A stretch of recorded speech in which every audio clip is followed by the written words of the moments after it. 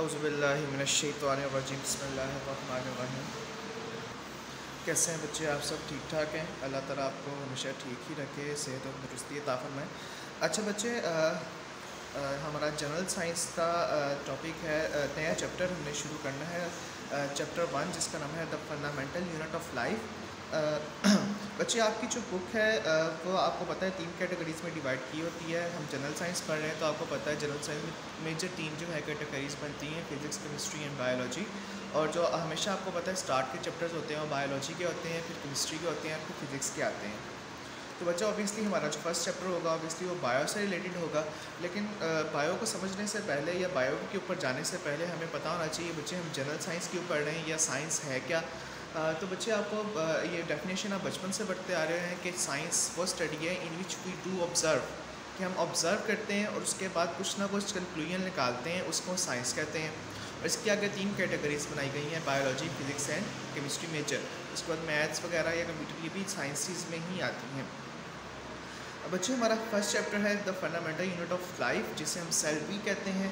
उसको आज हमने जो है वो उसको हम स्टार्ट करना है। कुछ शॉर्ट क्वेश्चन ही आज हम देखेंगे और उसके बाद लॉन्ग क्वेश्चन की तरफ जाएंगे, लेकिन आज सिर्फ थोड़े से शॉर्ट क्वेश्चन ही देखेंगे।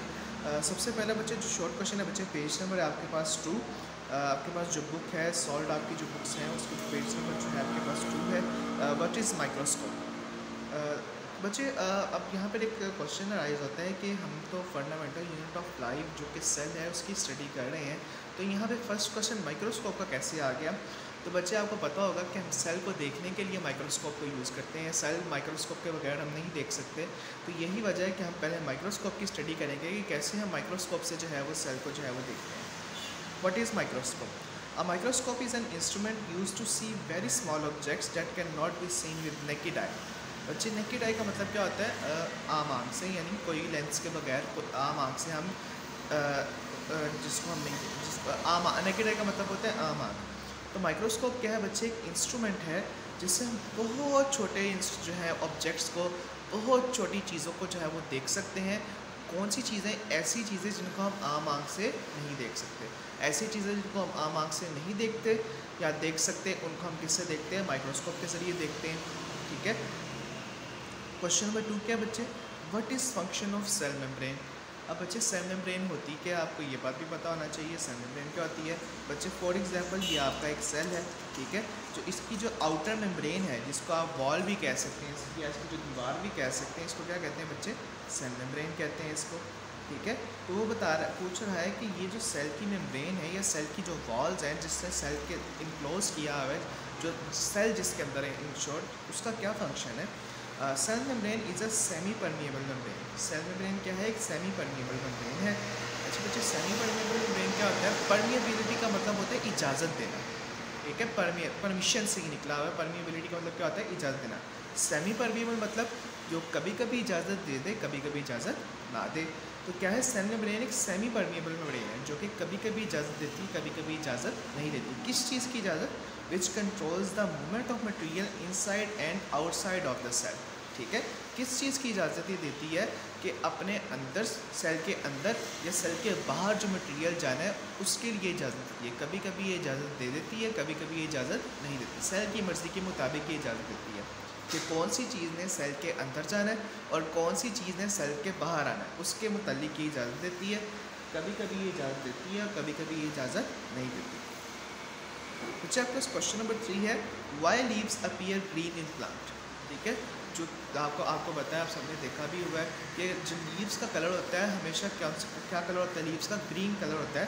तो उसने क्वेश्चन ये पूछा है कि जो लीव्स हैं उनका कलर ग्रीन ही क्यों होता है, कोई और कलर क्यों नहीं होता?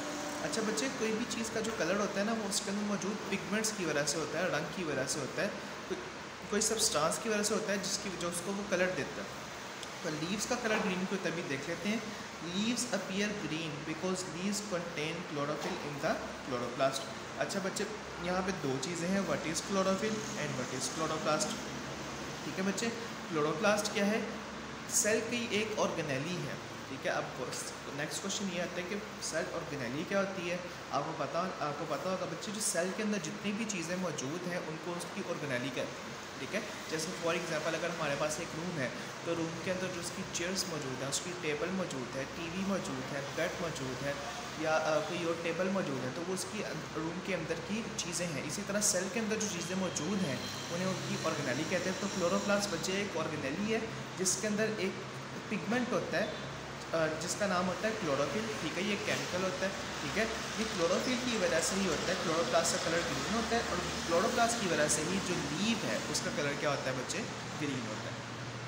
अच्छा बच्चे, हमारे पास नेक्स्ट क्वेश्चन है, give 4 differences between animal and plant cell. बच्चे आपको पता है हम सेल के बारे में पढ़ रहे हैं और आपको पता है मेजरली सेल दो तरह के ही होंगे, एक प्लांट का सेल होगा, एक एनिमल का सेल होगा। ठीक है, सो तकरीबन 80 to 85% ये सेल का स्ट्रक्चर जो है सेम है, सेल का फंक्शन भी क्या है, सेम, लेकिन इनमें कुछ डिफरेंसेस भी हैं। हम डिफरेंसेस को हम देख लेते हैं। प्लांट सेल के अंदर क्या है, cell wall is present. Animal cell के अंदर cell wall is absent. Plant cell के अंदर सेल वॉल मौजूद होती है लेकिन एनिमल सेल के अंदर सेल वॉल मौजूद नहीं होती।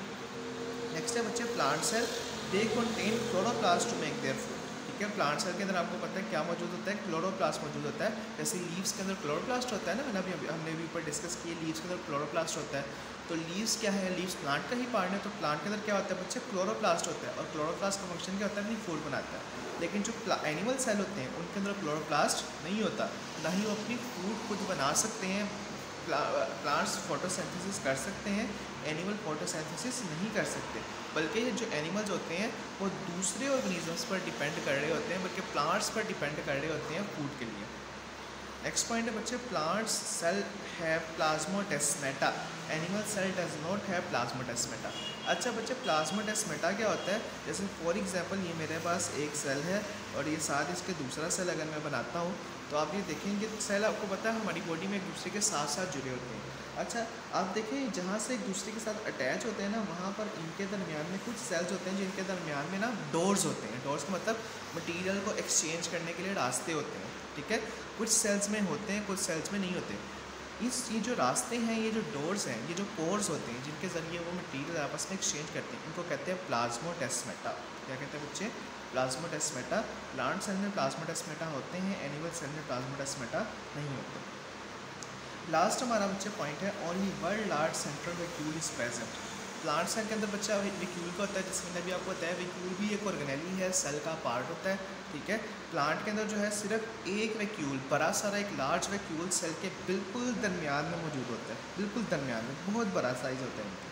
ठीक है, लेकिन जो एनिमल सेल है उसके अंदर क्या होता है, बिल्कुल छोटे छोटे छोटे छोटे छोटे वैक्यूल जो हैं पूरे सेल के अंदर जो है वो डिस्पर्स हुए होते हैं, फैले होते हैं। अच्छा बच्चे, आज का टॉपिक आपका जो है लास्ट हम शॉर्ट क्वेश्चन देखते हैं, differentiate between unicellular and multicellular organisms, give some examples. बच्चे सबसे पहले हमें ये पता होना चाहिए कि यूनिसेलुलर क्या होता है, मल्टीसेलुलर क्या होता है। बच्चे आपके नाम से ही आपको पता लग जाएगा। यूनी का मतलब होता है वन, मल्टी का मतलब क्या होता है, मैनी। मल्टी का मतलब क्या होता है, मैनी। यूनिसेलुलर क्या होते हैं, ऐसे ऑर्गेनिजम्स जो एक सेल से मिलकर बनते हैं, और मल्टीसेलुलर क्या होते हैं, ऐसे ऑर्गेनिजम्स जो ज़्यादा सारे सेल से मिलकर बनते हैं। यूनिसेलुलर ऑर्गेनिजम्स क्या होते हैं, the body of organism is made up of polycellular. जैसे मैंने अभी आपको बताया, यूनिसेलुलर क्या होते हैं, जिसमें जो ऑर्गेनिज्म की बॉडी है वो सिर्फ एक सेल से मिलकर बनती है। जबकि मल्टीसेलुलर में क्या होगा, the body of organism is made up of many cells. Multicellular में क्या होगा, जो ऑर्गेनिजम्स की बॉडी है वो मैनी सेल्स से मिलकर बनती है। Life span is short due to heavy work. ठीक है, क्या है, क्योंकि एक सेल है, एक सेल नहीं, यूनिसेलुलर में क्या है, एक सेल है, एक सेल नहीं, आपको अंदर सारे काम करने होंगे। ठीक है, उनके उसके ऊपर वर्कलोड बहुत ज़्यादा होगा, जिसकी वजह से इनका लाइफ स्पैन बहुत कम होता है, इनकी ज़िंदगी बहुत कम होती है। लेकिन मल्टीसेलुलर ऑर्गेनिज्म में क्या होता है, ज़्यादा सारे सेल्स होते हैं, डिवीजन ऑफ लेबर होती है।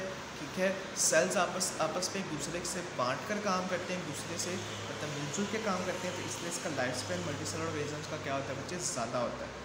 एग्जाम्पल देखने बच्चे, अमीबा, पैरामीशियम, यूग्लिना।